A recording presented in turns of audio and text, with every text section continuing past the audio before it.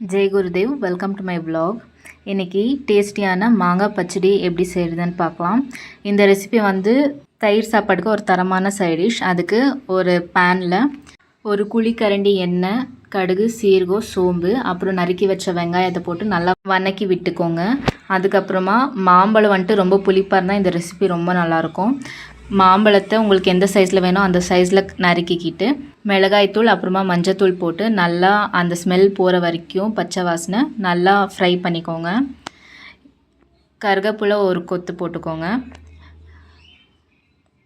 நல்லா மிக்ஸ் பண்ணதுக்கப்புறம் அதுலேருந்தே கொஞ்சம் தண்ணி விடும். அதுக்கப்புறம் உங்களுக்கு தேவைப்பட்டுச்சுன்னா தண்ணி கொஞ்சம் ஊற்றிக்கோங்க. தேவையான அளவு உப்பு போட்டுக்கிட்டு நல்லா மிக்ஸ் பண்ணி வைக்கோங்க. ஒரு மூடி போட்டு அதை நல்லா வேக வச்சு விடுங்க. அப்போ தான் அந்த ஃப்ளேவரெல்லாம் அந்த மாங்காய் உள்ளே இறங்கும். ஸோ அவ்வளோதான், டேஸ்ட்டான மாங்காய் பச்சடி ரெடி. எனக்கு வேறு எக்ஸாம் இருந்துச்சு, என் ஃப்ரெண்ட் வரேன்னு சொல்லியிருந்தா. படிக்கிறதுக்காக போயிட்டு இருக்கேன் எங்கள் வீட்டுக்கு. படித்து முடித்ததுக்கப்புறம் டைம் இருந்துச்சு, சரின்ட்டு கொஞ்சம் நெயில் பாலிஷு தலையெல்லாம் வாரிக்கிட்டு கிளம்பிட்டோம். என்னோடய காலேஜ் மேட் தான் அவன்.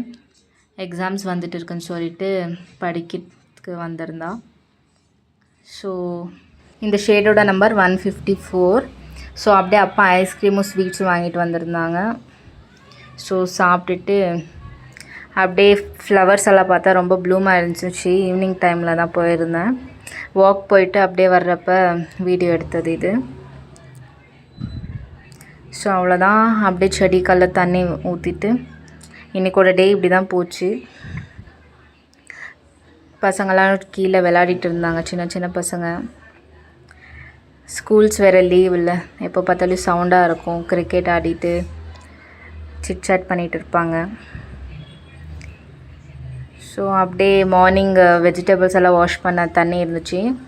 அதை வந்துட்டு பிளான்ட்ஸுக்கு போட்டால் இன்னும் கொஞ்சம் நல்லாயிருக்கும். அப்படியே வெஜிடபிள்ஸ் வாங்கலான்னு சொல்லிவிட்டு நானும் எங்கள் ஹஸ்பண்டும் கிளம்பலான்னு சொல்லிட்டு எல்லாம் ரெடி ஆகிட்டோம். பார்த்தா வெளியே கிளைமேட்டு ரொம்ப சில்லுன்னு இருந்துச்சு, மழை வர்ற மாதிரியே இருந்துச்சு. போகலாமா வேணாமான்னு 2 மனசோடு போனோம். ஓகே, அப்படியே ஹஸ்பண்ட் பப்ஸ் வாங்கி கொடுத்தாங்க. சாப்பிட்டுட்டு அப்படியே லஞ்சுக்கு வந்துட்டு ஒயிட் ரைஸ், ரசம், அதுக்கப்புறமா பீட்ரூட் கேரட் போட்டு பொரியல் பண்ணியிருந்தேன். அவருக்கு ஆக்சுவலி வெளியே சாப்பிட்டா ஒத்துக்காதுன்னு சொல்லிட்டு எப்போவுமே ஹோம் ஃபுட் தான் ப்ரிஃபர் பண்ணுவேன் நான். So that's all. Thanks for watching. So thanks for watching. Bye.